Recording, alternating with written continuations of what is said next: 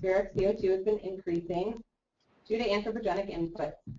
Ocean PCO2 has also been increasing with a concurrent drop of pH in the ocean. To understand this chemistry a little bit better visually, as we put CO2 in the ocean, it combines with HCO2 or H2O, water, and briefly forms carbonic acid before disassociating into bicarbonate and hydrogen ions. As we add more CO2 to the ocean, we have a movement towards more bicarbonate ions and less carbonate ions. And this occurs because as we're adding hydrogen ions, the pH drops. And this favors the bicarbonate ion instead of the carbonate ion. So carbonate is important because when it combines with calcium, it forms calcium carbonate, which is obviously forms the hard shells and skeletons of many of the creatures down the ocean. And the mineral form of calcium carbonate that I'll be talking about today is aragonite. And aragonite is the form of calcium carbonate used by hard corals or reef-building corals. And so remember, as carbonate is decreasing in the ocean, so is aragonite. And while it's not really a direct correlation, the ease by which coral can calcify depends on the amount of aragonite or the aragonite saturation in the seawater.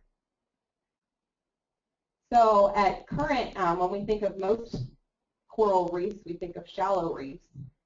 And the aragonite saturation in shallow reefs is between 3 and 5. So that's way above aragonite saturation of 1.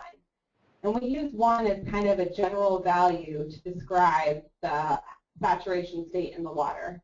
So below 1, we would expect kinetically that the pure mineral of aragonite would dissolve.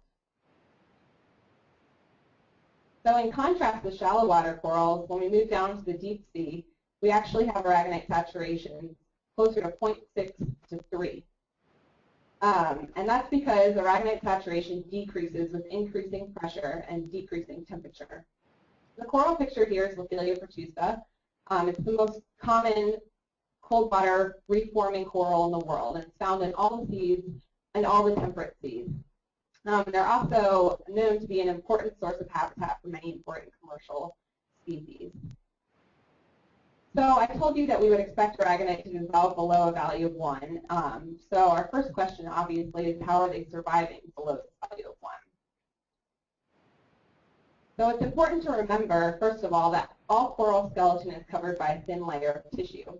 And so the skeleton itself is not necessarily experiencing the same conditions as seawater.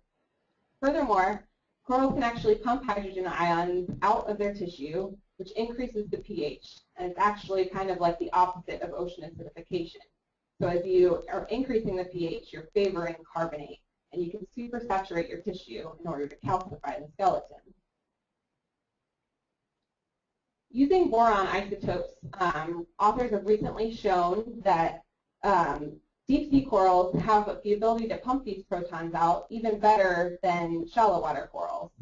So in this graph from 2012, McCullough shows that the change in pH between calcifying fluid of corals and seawater on the y-axis and seawater pH on the x-axis. And this graph is actually really powerful in that first that it shows the ability of corals to upregulate their pH in their tissues, but that upregulation is still tightly linked to seawater pH. And also, the colored circles, you'll see, are deep water corals. And so their ability to upregulate beyond the seawater pH is enhanced compared to shallow water corals. So from these kind of studies, along with calcification studies, we've seen that there's been a lot of papers recently discussing the resistance and the resilience and the acclimation of deep water corals. And Lothelia pertusa, the species I was showing earlier, has actually been shown as to be among the first to acclimate to long-term exposure to CO2.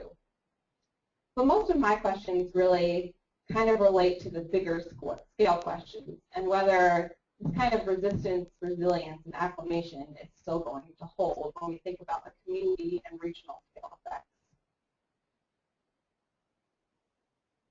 So deep sea corals provide a great opportunity to answer some of these questions at a really large scale because Lothelia, as I said, is found all over the world.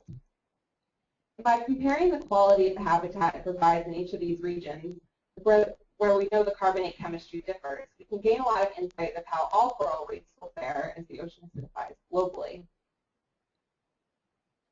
So here I've plotted a very general regional scale profiles of aragonite saturation with depth. So depth on the y-axis and aragonite saturation on the x-axis.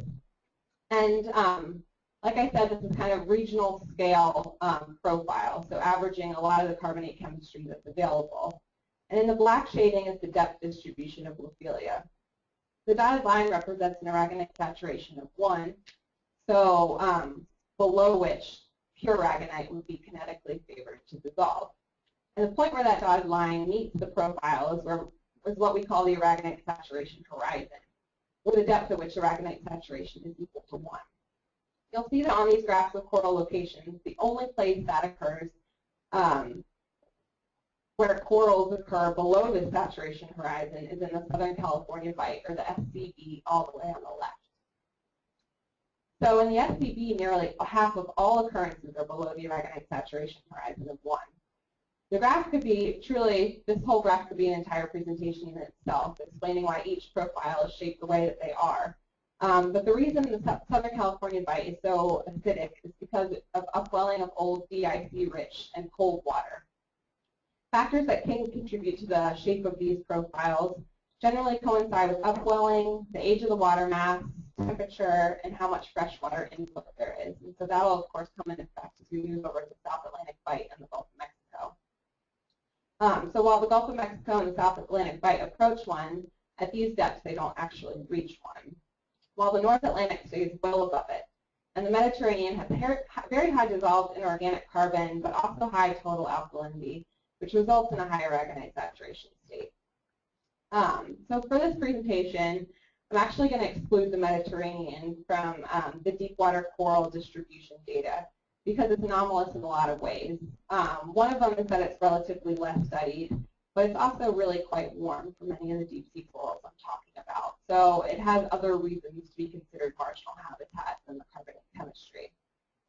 So if you exclude the Mediterranean, what we kind of have to see is a pattern in which habitat quality actually tends to match these aragonite saturation profiles. So with the highest quality being where the average aragonite saturation over the distribution of the coral is highest in the North Atlantic, where we find Lophelia reefs that are kilometers across. And then this moves to South Atlantic Bight, where we also have high quality habitat, to the Gulf of Mexico, and finally to the Southern California Bight. So deep sea reef building corals were thought to be absent from the Southern California Bight and really the Northeast Pacific in general. But our research in the past few years has shown otherwise. So with that, I'm going to focus on this region first.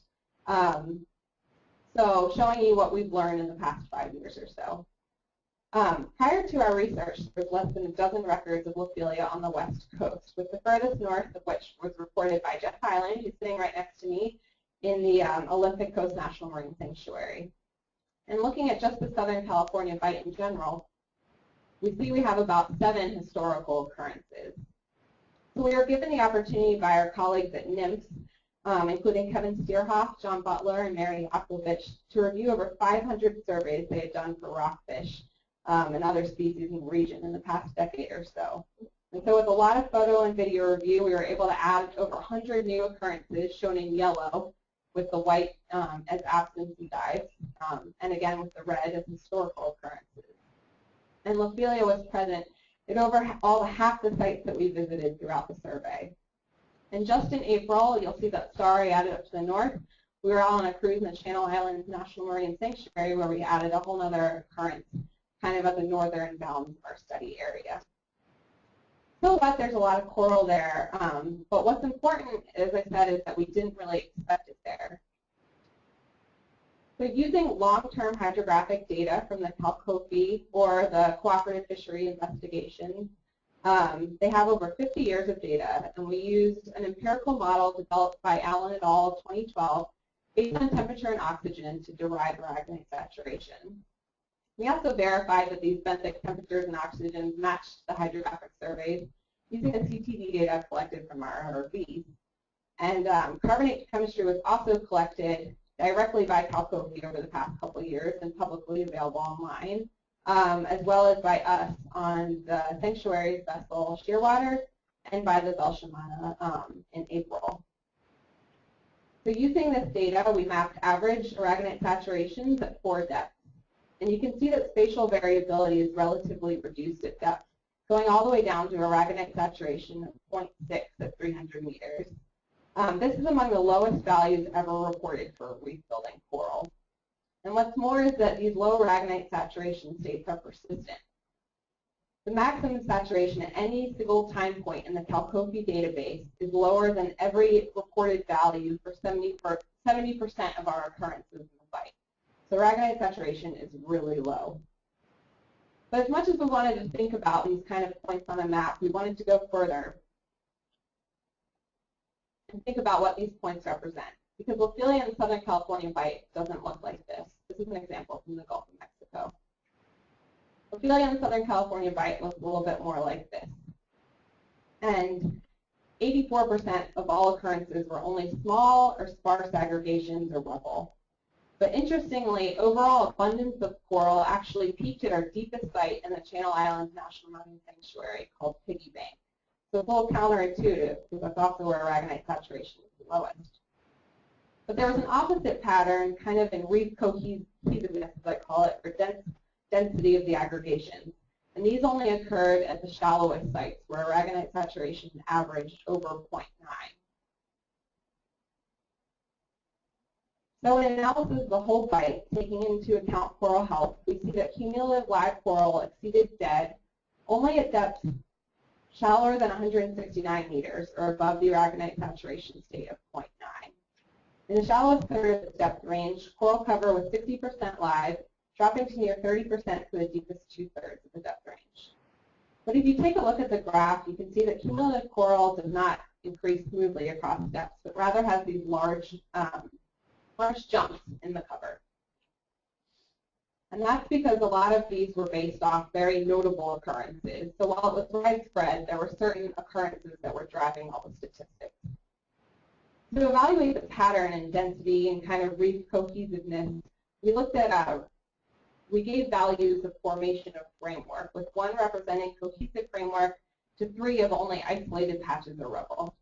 And we found significant differences in the carbonate chemistry between categories, with only category 1 having an overall mean aragonite saturation above 1. There was only 1 framework occurrence in all of the bite below an aragonite saturation of 1. But unfortunately, covariation in these carbonate chemistry parameters somewhat prohibits identifying any one of these as controlling factors. But we do see a clear pattern emerging of an increase in patchiness with a loss of reef cohesion with an increase in depth. But like I said in the beginning, this doesn't necessarily correspond to the abundance at sites. So we have to look at it in multiple ways to kind of get a full picture. So even this still doesn't give us a full view of how the coral is doing in the bite. So recently we've been working more at kind of the organismal level. And what you can see here are samples of Gulf of Mexico coral on the left and Channel Islands National Marine Sanctuary coral on the right. So the two are 2 different forms of morphotypes that we see in the Gulf, but they do co-occur together. And clearly there's a big difference. Both in the linear extension, we see profuse budding in the Channel Islands coral, and we also see a corresponding reduced skeletal density. And this 2.8 is really what we see both in the Gulf and the North Atlantic. So we see a pretty big reduction in skeletal density. But even further, we did some SEM work thanks to Andrew Schuler, who also works in our lab here. And we've been able to look at the skeletal material comparing Gulf of Mexico Lobelia, which occurs at a aragonite saturations of around 1.5, to Channel Islands, where we have collected at around 0.7. And preliminary evidence from the outer skeleton of this Lobelia, where we see these bumps, shows that we have reduced vertical extent of the bumps on the right with low aragonite saturation states, as well as kind of an irregular crystal structure. It's a little hard to see from here, but they're less tightly linked from those samples that we see in the Gulf of Mexico. So this is really just preliminary work. We've done a couple to try to get to notice the big differences that we see so far. So moving up to the helices, We had some problems with broken septa, but you can still see that the bumps along the septa exhibit a far less organized pattern here on the Channel Island samples compared to the more concentric rings that we see in the Gulf of Mexico. My best guess is that this has something to do with growth patterns, and that maybe the Gulf of Mexico is more time-based growth, where Channel Islands might be food-based growth, but we don't know for sure. And if we look at the very ridge of those septa, we can also see that the bumps are only present in the Gulf of Mexico, and there were no bumps on the outer ridge of the Channel Islands, perhaps indicating that there was current growth at collection for the Gulf of Mexico samples.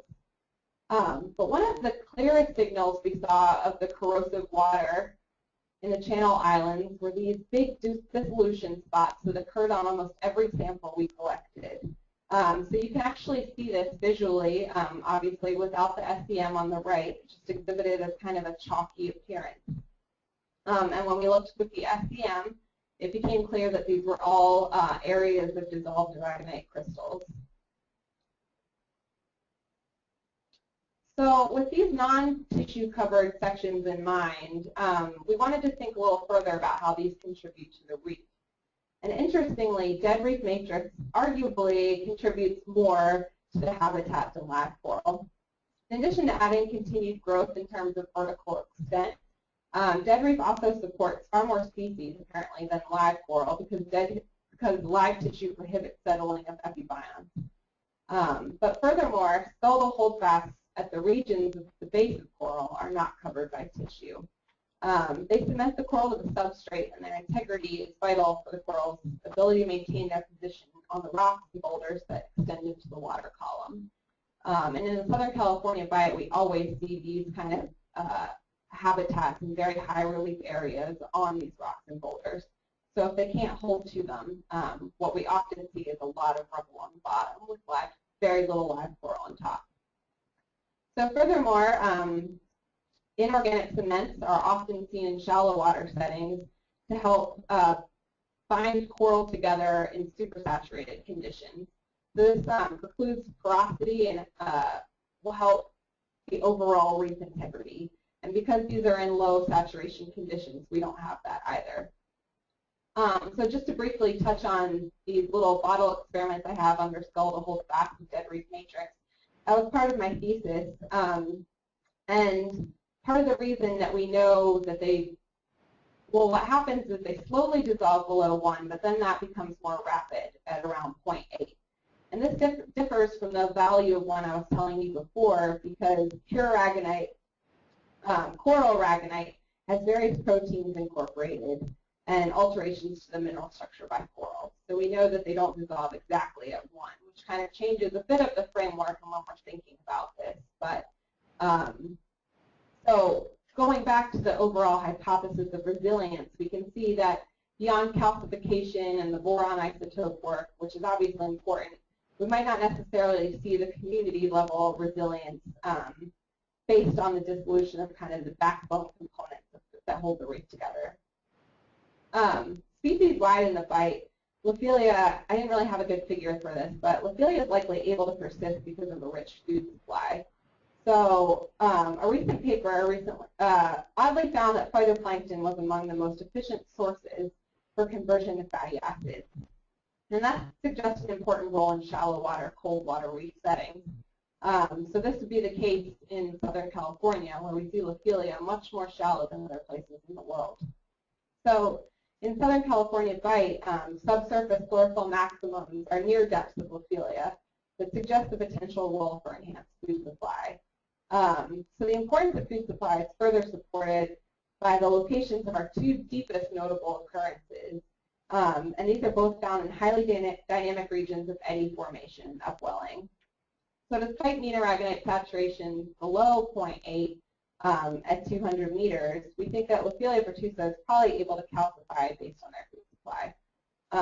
So there'll be a balance with maintaining sufficient energy requirements at locations of enhanced food supply. So even though we know they can upregulate, we know that it probably comes at a cost. So looking into the past, present, and future of the region, we can see that in pre-industrial times, seawater was saturated with respect to aragonite at all depths of Lophelia locations, and now only occurring at about half the time in saturated conditions in the middle graph. And by 2050, all aggregations in the Southern California Bight are expected to be in seawater that favors their dissolution. Another important way of thinking about this is in terms of an organism's climatic variability envelope.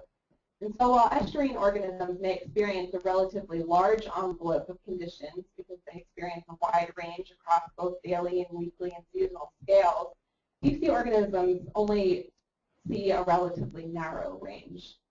So this makes the Southern California Bight a region especially important to the OA scene because the SCB is not only approaching aragonite undersaturation, so this threshold of 1, but it's also moving outside its present-day envelope of conditions only in a couple of decades. So within our lifetime, we can understand both our lifetime and the lifetime of coral, what may happen pending kind of the future ocean acidification scenarios. So from a regional to the SCM level, we've kind of used the Southern California Bight as a natural laboratory for ocean acidification. We were able to use available data, both in terms of obtaining the coral records and hydrographic data, to think about the big picture idea of how coral reefs will fare globally if the ocean acidifies. We also gave the first description of a widespread reef-building coral on the west coast, showing that while it's widespread, framework extent, linear extension, and skeletal densities were all reduced relative to other regions in the world. So in some ways, it's encouraging to know that survival of the species can occur in these corrosive conditions, and it does coincide nicely with some of the laboratory work that's been shown. We can't really ignore the functional loss of the species at the reef framework and community level. So I just wanted to move to our coast now and introduce kind of a similar premise in using available data to move towards a better understanding of OA effects in this region as well. So the white and black dots here represent GOMEC data, and this data was presented by Rick Winnenkoff a few seminars ago, collected in both 2007 and 2012. Data was also collected and presented in a few papers from 2005 and 2006. So there's a good amount of hydrographic surveys that have started to go on in the area. And the white, orange, and pink dots represent deep sea reef-building corals from NOAA's National Database for Deep Sea Corals and Sponges that is currently being built by the Deep Sea Coral Research and Technology Program and Robert McGuinn, who's also in the lab here in Charleston. So you can see that not only are these corals extremely abundant in the southeast, but they also overlay the carbonate chemistry stations that have already been collecting data. And briefly, before moving further into the southeast, I wanted to move north and give you a regional perspective that the abundance of deep reef builders dropped significantly as we move north. Robert actually reiterated to me today that this is partially due to a lack of effort and data that's made its way into the database yet. But we also know from papers like the State of Deep Coral Ecosystems that the North does not appear to have an abundance of large structure-forming deep corals and deep coral habitats. So I included a graph on the left from also what was presented a couple seminars ago in the Winnenkoff et al. 2015, showing aragonite saturations at depth. And it shows an overall pattern of a reduced aragonite saturations as we move north.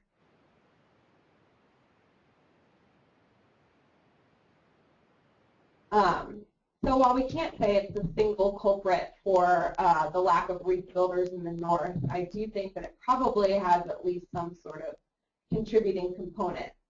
A recent cruise by Brooks et al. In the Mid-Atlantic Canyons found among the first aggregations of Lophelia there, but they were also small and never reef building. So they suggested that turbidity in the canyons or limited larval display, limited larval supply could play a role in that.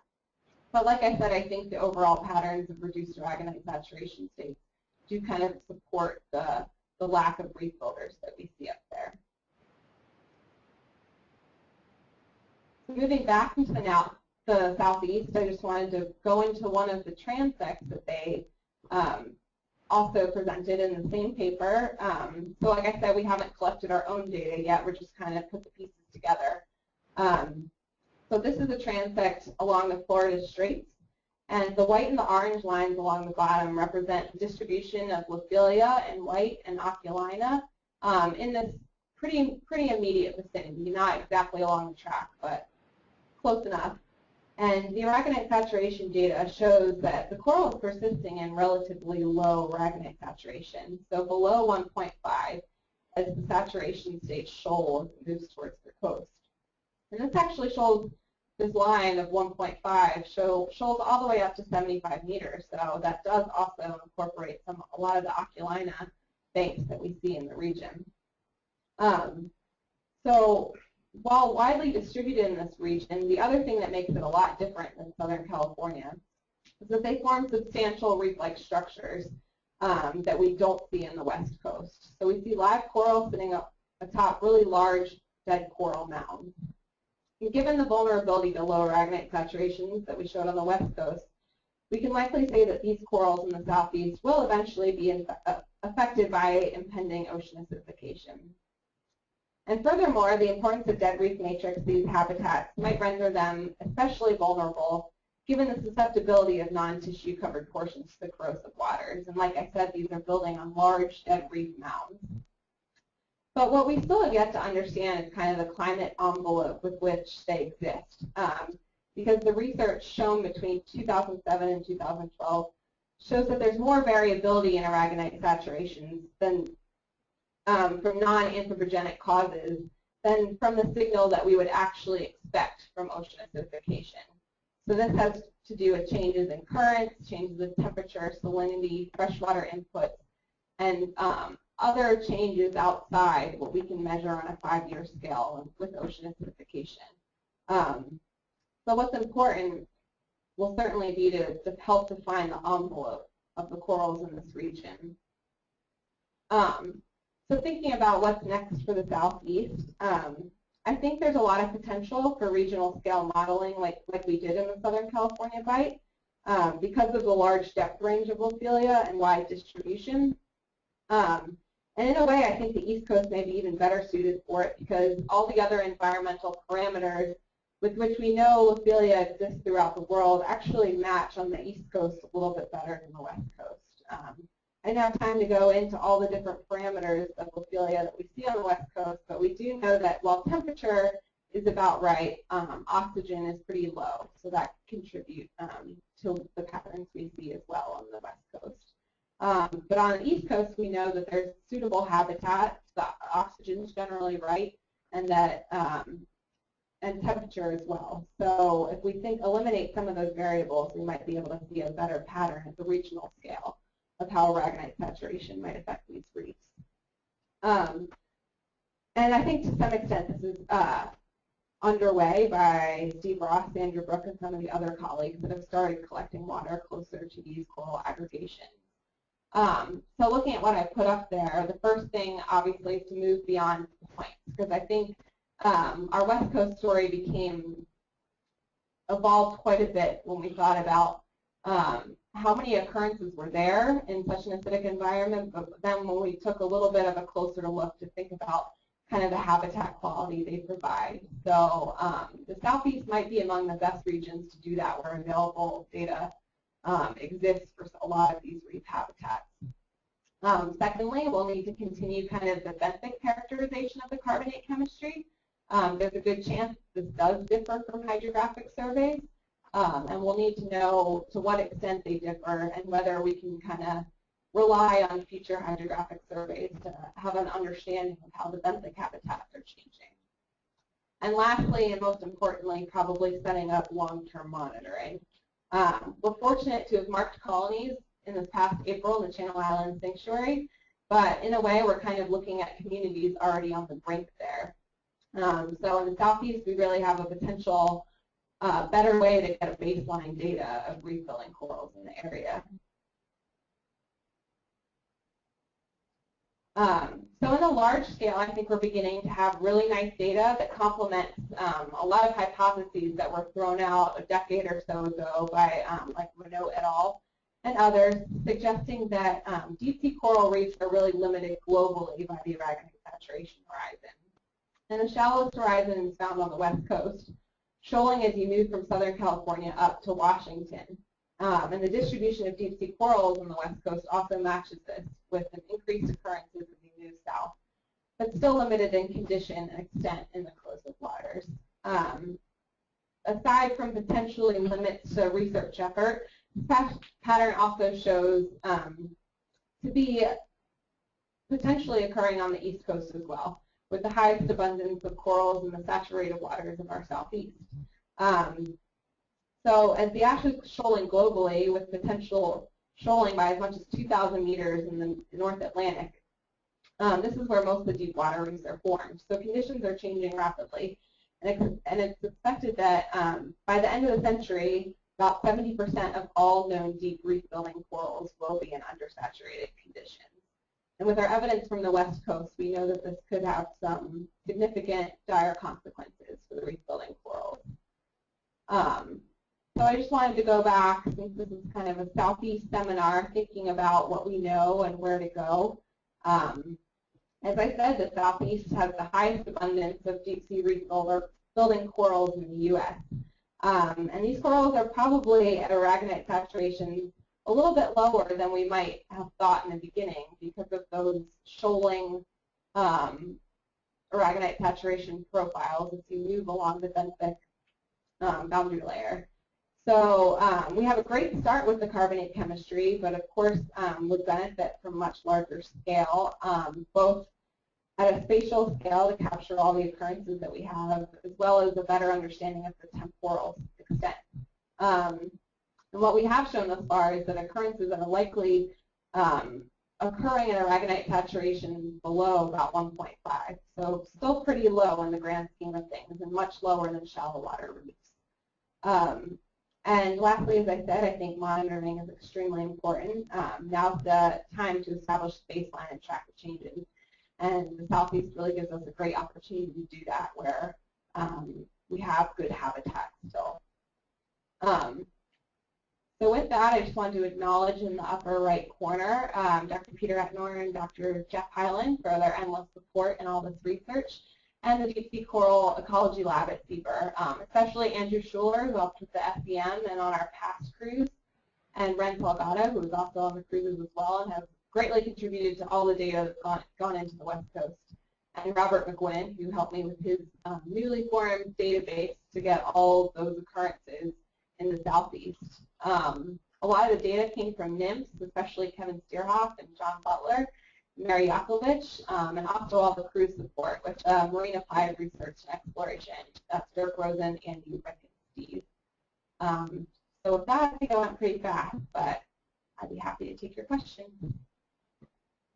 Thank you so much, Leslie, for that very informative and great presentation. We're going to open the floor now for any questions, and we have a few that have been posted into the question box. So please continue to enter these questions, and we will pass them over to Leslie. So Leslie, our first question comes from Evan, and the question reads, could there be a link between photosynthesis in shallow corals or lack thereof in deep water corals, and how they handle high PCO2? Yeah, there's definitely one of the benefits of studying deep sea corals, and I think that's why a lot of the laboratory research is actually started there in many ways, because you can untangle that pretty easily. So I would say most so because of the nutritional input that shallow water corals have, but that's kind of traded off with the fact that we know that deep sea corals have this ability to upregulate even more so than shallow water corals. So they're definitely not apples to apples, but I'm sure the ability for shallow water corals to photosynthesize will help with nutrition, and that's going to be kind of the main counterbalance to how corals are going to be dealing with ocean acidification. So the more nutrition you have, they've shown the better off you could be. Okay, great. Thank you. Next question, I think also comes from Evan. He wants to know, have you looked at differences in food availability between corals in the Channel Islands and the Gulf of Mexico, in addition to differences in saturation state?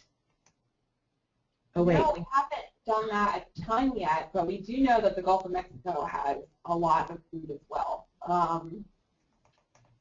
I think the food questions really get at this organismal growth level type thing, and the ability to survive and persist. And a lot of the questions we've been asking are more kind of at the mineral scale with how a coral can actually build a reef.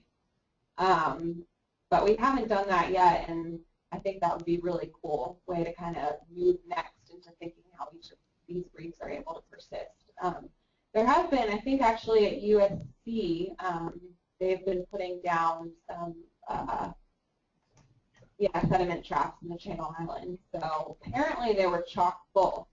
So we know from that, along with kind of the regional scale stuff, that there's a lot of food going down there, and that's probably our best, definitely why we think they're surviving. But we don't have necessarily good comparison data yet, but I know that there have been sediment traps from some of the Gulf of Mexico reefs, so I'm sure that's something that we can compare for sure.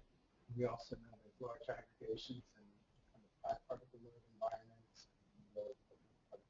I think you want to. Peter's on. Peter's next to me too, so he's trying to contribute to the questions. Okay, so great. Let me know if you can hear. Evan's asking a very interesting question. The Gulf of Mexico is an excellent place to study that because there's large aggregations of Lophilia pertusa close to the Mississippi River, where we expect high particle loads and high nutrient inputs, and then also off West Florida, more in the loop current regime, where we'd expect low particle loads and low nutrient inputs. So Gulf of Mexico is a good place to examine that contrast. Yeah, it's a good question and a good way to move from here. Okay, great, thank you. Lisa Robbins asked, were the corals in the SEMs from the Channel Islands living when they were collected? They were living, yeah. That was what kind of surprised us in seeing all those dissolution spots. So we would know that a lot of the dead corals we would expect where the tissue's gone, we would see those dissolution areas. But what we're actually seeing is that the tissue is sitting just on top of the polyps, and it's almost like the scenosarc, which is the tissue that attaches all the polyps together and covers the skeleton, is missing in a lot of these places. We could probably look at this a little bit better. We actually have a lot of Lophilia in our tanks now that Ren Salgado, that I list up there in the acknowledgements, has been taking care of. But basically from all of the, it's always mixed in together. But we do know that a lot of the live is still showing those dissolution spots in the SEM. So I think I went in deeper than, I don't know, I was assuming what you were asking with that. But yeah, a lot of them, the samples were alive when collected. Okay, all right, thank you. All right, are there any more questions from anyone?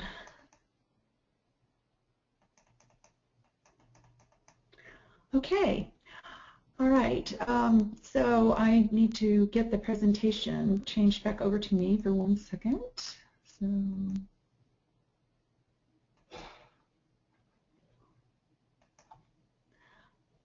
So again, Leslie and Peter and Jeff, thank you so much for that presentation. That was excellent.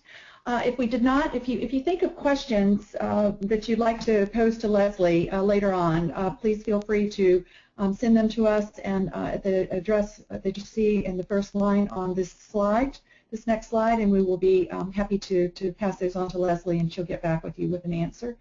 If you're interested in joining the SOCAN listserv, you can find the listserv address here in the center of the screen, excuse me, at the bottom of the screen. And if you have any direct questions about the SOCAN network, you can send those to us at socorro.org/SOCAN, and that's the bottom of the screen. So thank you for attending the SOCAN State of the Science webinar today. We welcome any feedback or further questions or suggestions for topics for this webinar series. You can submit input by replying to a follow-up email that you'll be receiving shortly. And the recording of this webinar and a PDF of the presentation will be available on the SOCAN website. Our webinar schedule is changing due to Socorro's annual meeting that will be held in 2 weeks from today. So our next State of the Science conversation will take place a month from today on Tuesday, June the 2nd. And Lou Burnett, also from the College of Charleston, will discuss oceans acidic and low in oxygen, lessons from estuarine organisms at 12 o'clock p.m. Eastern Standard Time. We hope you'll join us for that webinar. So thank you again, Leslie, for your very informative presentation, and to all of you for your thoughtful questions and for taking the time to join us. We hope to see you at SOCAN's next State of the Science conversation. This is the end of the webinar session.